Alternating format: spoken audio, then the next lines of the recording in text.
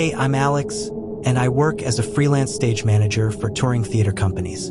On April 2nd, 2006, I was traveling from Northumberland to Weston-super-Mare for a show the next day. The show was a children's pantomime on a UK tour. There were 7 of us in total, all traveling together in a large van with a crew compartment and a separate storage hold for all the scenery and technical equipment. We drove through heavy rain for most of the journey. After 6 hours, we pulled into a service station to change drivers. We were on the M5 motorway in the Midlands, heading south for the last leg of the trip. Just after rejoining the motorway, the driver hit 70 miles per hour and pulled out to overtake a car in front of us. As we crossed lanes, a gust of wind caught the side of the van, and we started to swerve. The driver fought to regain control, but the van swerved across all 3 lanes and rolled over onto its side. I remember seeing the road spinning as we turned over. It was like watching an episode of Casualty. Only this time, I was in it. Then everything went silent for a moment, and everything seemed to be in slow motion. The next thing I knew, I heard the terrible sound of windows smashing right in front of my face, followed by the tearing metal as the van skidded on its side down the motorway. The screeching and tearing sound was followed by an overpowering burning smell. We eventually came to a stop, amazingly without hitting anything else. As we lay there on our side, we realized the van could be on fire, and we had to get out somehow. The van was lying on its side, and all the passenger doors were blocked. The only way out was to climb up through the driver's door, which was now on our roof. We all climbed up to the door one after another and jumped down onto the motorway. Everyone escaped uninjured, and most got out without a scratch. When we looked back at the van from the side of the road, it was clear just how amazing our escape was. The van was torn to shreds, and there was debris all over the motorway. Our personal belongings, which were in the crew compartment with us, were strewn across the carriageway. I remember the glass shattering in my face and being centimeters from the road's surface as we skidded along on our side. I felt my face and was amazed I couldn't feel any blood. When the ambulance and police arrived, they couldn't believe we had escaped the wreckage unharmed. As we all sat in the ambulance together, it began to dawn on us exactly what we had just been through. The tour went ahead with a new van, and damaged equipment was replaced. In the best traditions of the theater, the show must go on. We all had a tale to tell that we would remember for the rest of our lives. But for me, the story was just beginning. When I arrived home after the tour, I felt strongly that I was protected somehow during the crash and knew that I should have died. How my face escaped from being torn to shreds by the glass on the road surface, I will never know. One day, while thinking about the crash and sitting at my desk, I looked at my pen on the desk, and almost instantly, it moved all by itself. I thought I must have imagined it, but it happened again. For the next few days, objects would move as if controlled by some invisible force. I'd experienced psychic encounters before, but nothing like this.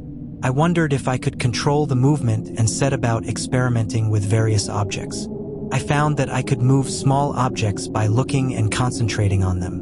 As I learned more about my new ability, I learned its name, telekinesis. I found out it's very rare. I'm now learning to develop my abilities and feel that it's the beginning of a whole new journey for me. I believe the crash awakened this ability in me and that I now have a new purpose in life. I also believe I was spared death for a reason and see each new day for the wonder that it truly is. I'm continuing to study my new gift and hope one day to understand its full purpose. But I do know one thing, my life will never be the same. If you're enjoying the video, please subscribe the channel for future videos and like and share with your friends.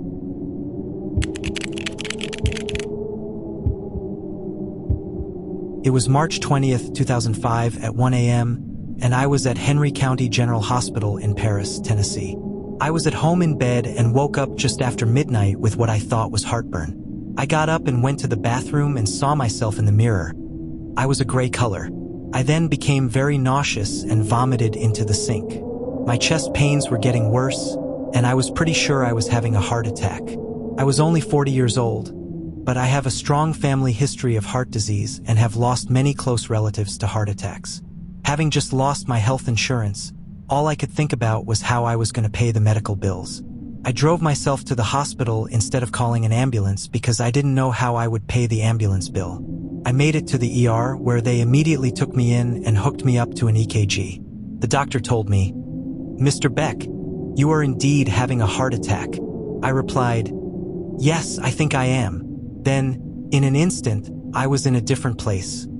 Not the hospital, but a beautiful, peaceful place. I felt the opposite of pain. I felt euphoria.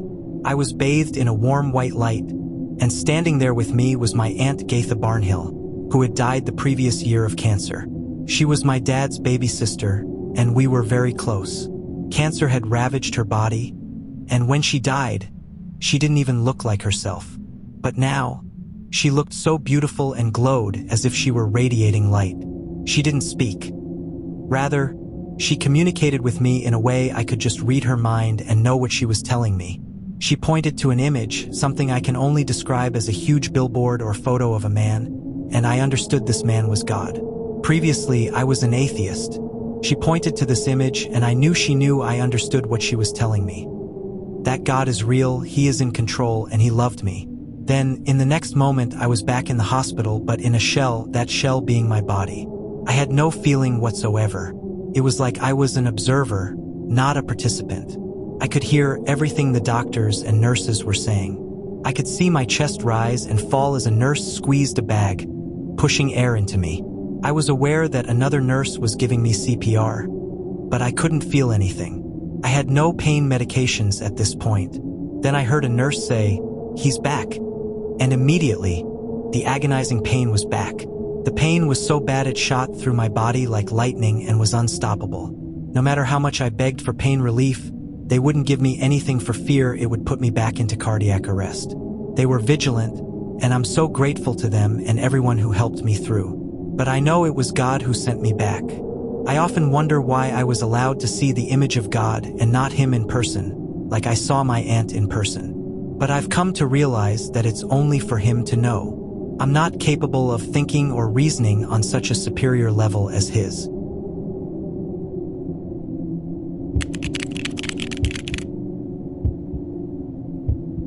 On July 19th, 2005, my brother's birthday, I woke up with a heavy feeling in my gut. Something didn't feel right. I had this nagging sensation that something bad was going to happen, but I brushed it off and got into the truck anyway. I wish I had listened to that inner voice. I still wish to this day that I had. We were driving on Highway 20 in Ukiah, California, near the Kian Campground's North Boat Ramp at Lake Mendocino. It was a beautiful day, but the drive was long and winding. We were found off the road, 150 feet away, wedged between two trees. We had been going 55 miles an hour, and the impact was devastating. The driver, Tiny, had been up all night fishing at the Russian River. He was worried about being caught for breaking parole. There were 5 of us in the truck, 2 in the back and 3 in the front. My fiancé, Tom, had just gotten out of the hospital the night before with a back injury. We couldn't find his seatbelt that morning, and I felt like there must have been a reason. Maybe it was so he could save my life. Tiny drove a blue early 80s Ford 250 truck with a guardrail on the front. As we drove to Ukiah, things were going well until Tiny realized he left his cell phone behind. He turned around to head back to Lake Mendocino and fell asleep at the wheel. I felt the truck go down the embankment just seconds before the impact. I had a premonition that I was going to be in a car accident, and sure enough, that's what happened. It was a terrifying experience to have lived through. The California Highway Patrol said we were lucky to be alive. They didn't know how we survived that wreck. As I woke up screaming, I heard a voice say, "Now is not your time to die." My life flashed before my eyes, and for a second, I thought it was all over. I would be leaving my boys behind forever. When we hit the tree, my head went forward, and Tom braced himself in front of me against the dashboard. I felt like guardian angels or my deceased relatives were there to save my life. I had seen them with my own eyes. I thought it was over when we hit the tree, but I saw my cousins Ray and Jean, my great-grandfather Julius Stevens, and many more. I felt their energy around me. I was close to seeing the light we all see before we die. I thought of my boys, and that brought me back to reality. Everything missed the dashboard, but my left knee. I felt nothing but gratitude to Tom for saving my life and my family for helping me stay alive. I've never figured out how I knew the accident would happen or how I managed to walk away with my life. Nightmares followed for months afterward, and sometimes they still surface near the anniversary of the experience. My psychic abilities have doubled since then, but it's an experience I don't wish to repeat. The lesson I learned is not to take life for granted because life is short. Having that near-death experience made me aware of how fragile life can be.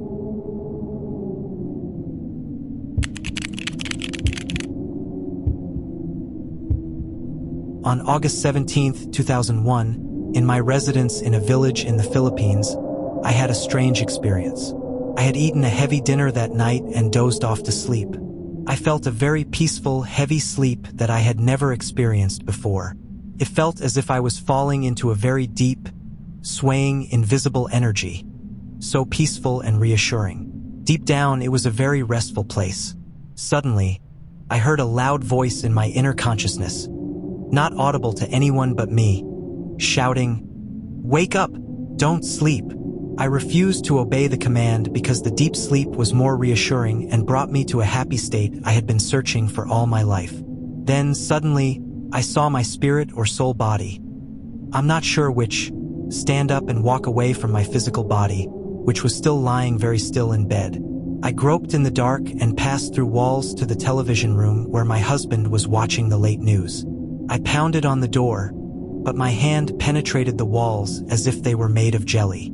The command was now louder, and it commanded me to shout and wake up with my last remaining energy. I woke up screaming and moaning. My spiritual body came back to my physical body with such a strong impact that I felt a heavy, dizzy feeling in my head. I'm sure it was a near-death experience that happened to me, and I was given a second chance to be alive again because my mission is not yet fulfilled in my life here on Earth.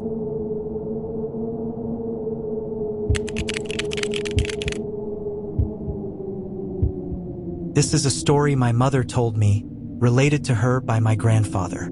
It was a private experience for him and wasn't broadcast to the entire family. My grandfather was a colonel in the Army during World War II and was entitled to veterans benefits, receiving his medical care at the Oakland Naval Base in Oakland, California. After a heart attack in the mid-1980s, he received bypass surgery at the base's medical center.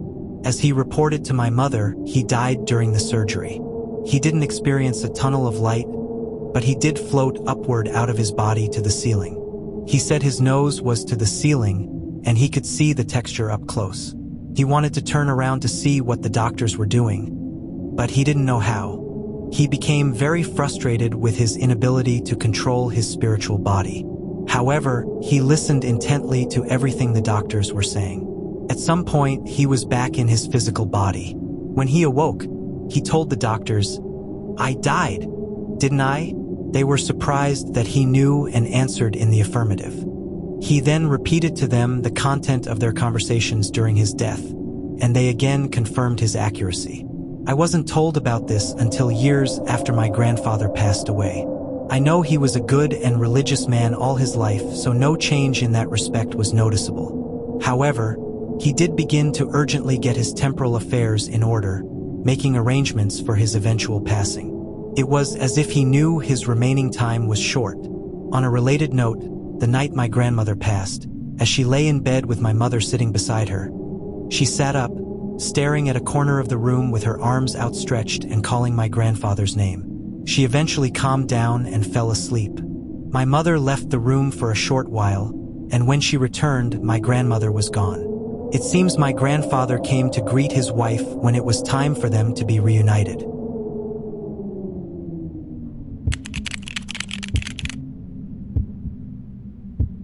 It was September 2008 when my experience happened.